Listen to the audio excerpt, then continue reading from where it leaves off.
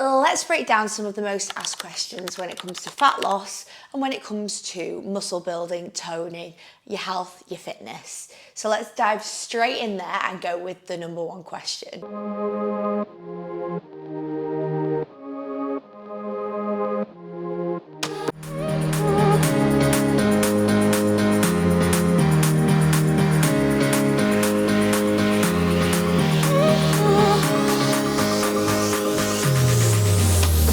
How do I lose fat without losing muscle? That's our first one. So first of all, naturally, if you're going to want to be losing fat, potentially not losing muscle, we need to be making sure that we're, one, not in a really big deficit. So we want to make sure that we're not dropping our calories drastically. If we drop our calories drastically, naturally, you will start losing muscle because your body's going to eat into that muscle, right?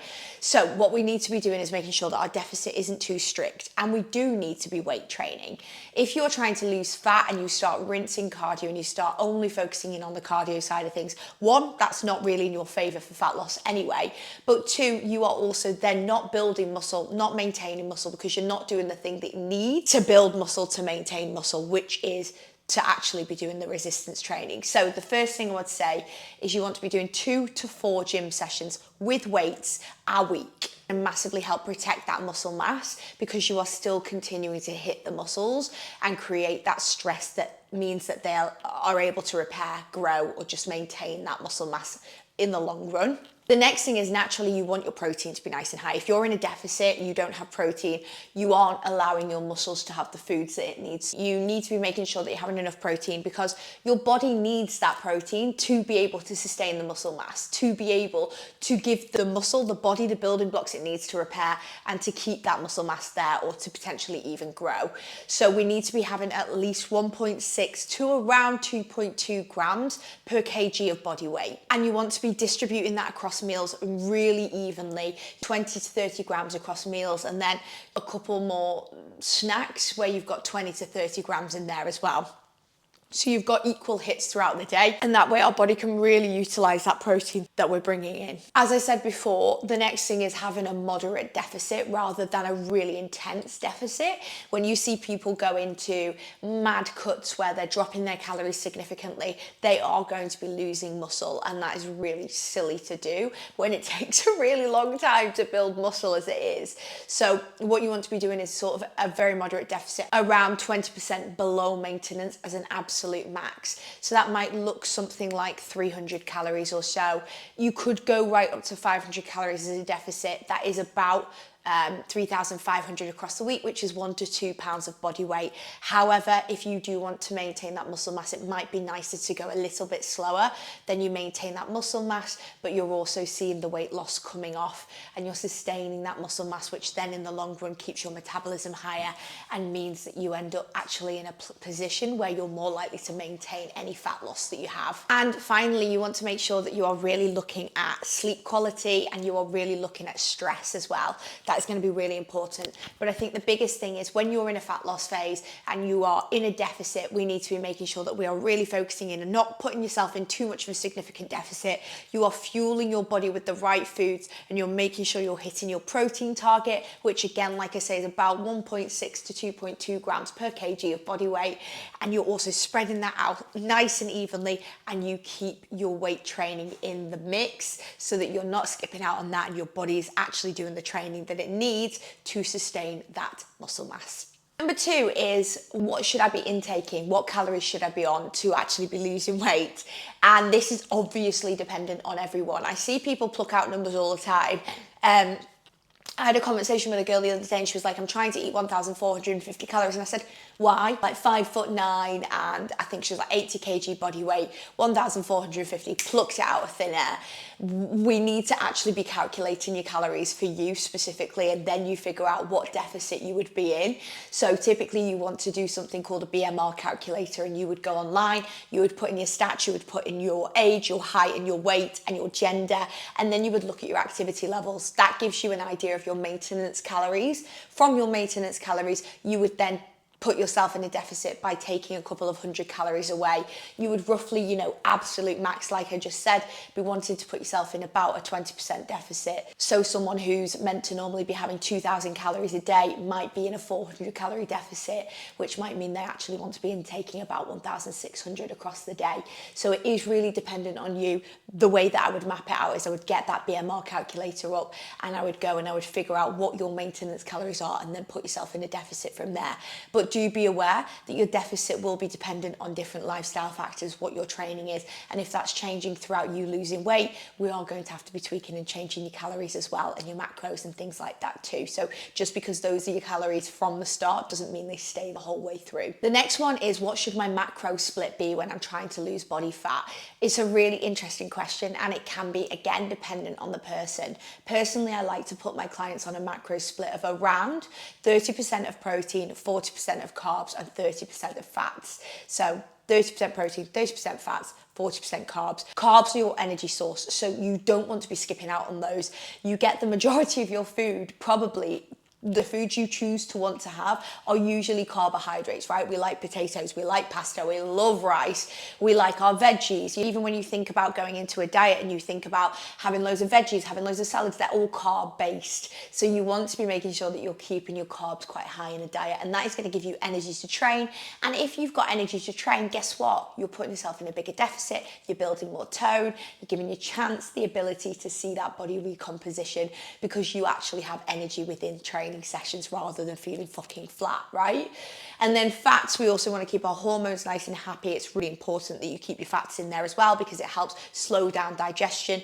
And your protein, naturally, we've just talked about that. We need to make sure that we've got protein in a really good place because that is going to help sustain muscle mass when we're in a deficit. It's also going to help us when we start to try and build muscle to give the body the building blocks so that we are actually able to build muscle.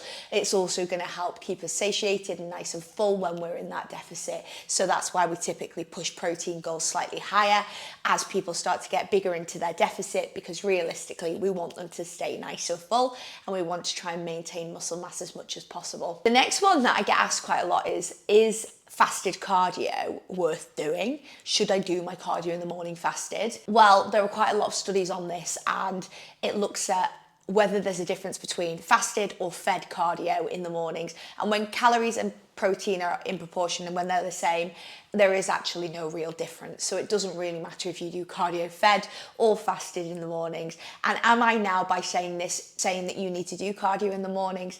I'm definitely not. Again, it's dependent on you, it's dependent on your lifestyle. You do not have to do cardio to be seeing fat loss. But does fasted cardio make a difference to fed? No. You typically just want to choose the one that you perform best on. If you perform really well when you're fasted because you're not groggy, you don't feel like the food has impacted you, you're not feeling bloated, then perform your cardio fasted. If you feel like you perform better when you've been fed and you actually have something in your system, then have something light before you actually do your cardio. Can I lose fat just by strength training and not doing cardio?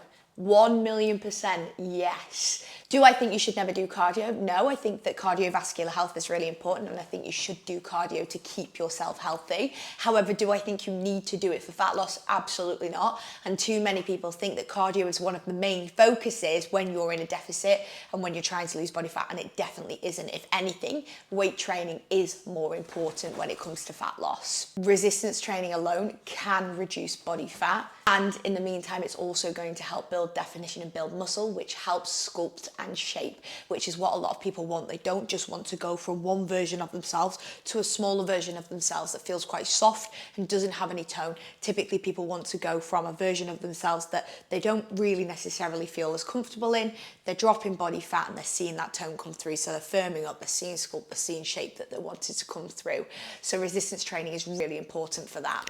Do I think that you shouldn't do cardio? Do I think that you should do more cardio? I think that a combined approach is good. I think if you're lifting 3 or 4 times a week, doing maybe 1 or 2 cardio sessions after your workout is always a good one. The bloody dog is always a good one. Or you could potentially do an alone cardio session where you're actually doing just focusing on your cardio if you've got the time in your week.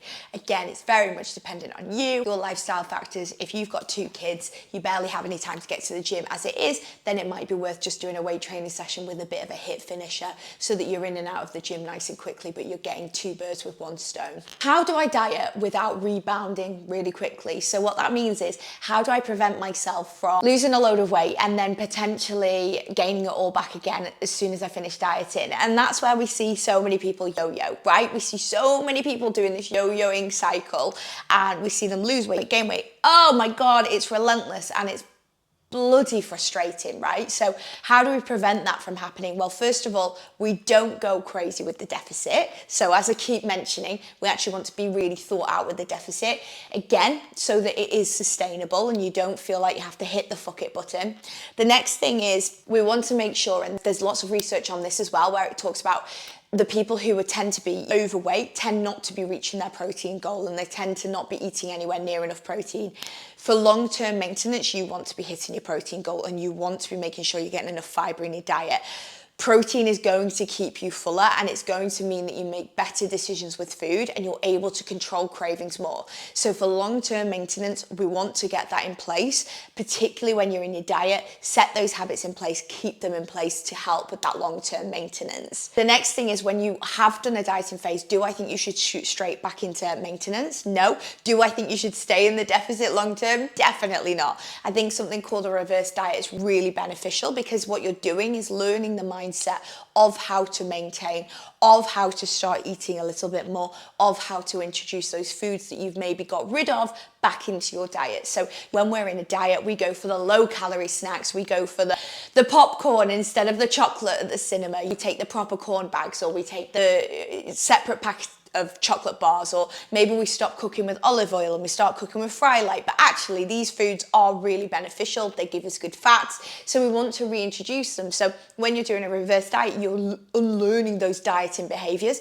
and you're starting to reintroduce foods, which is really positive.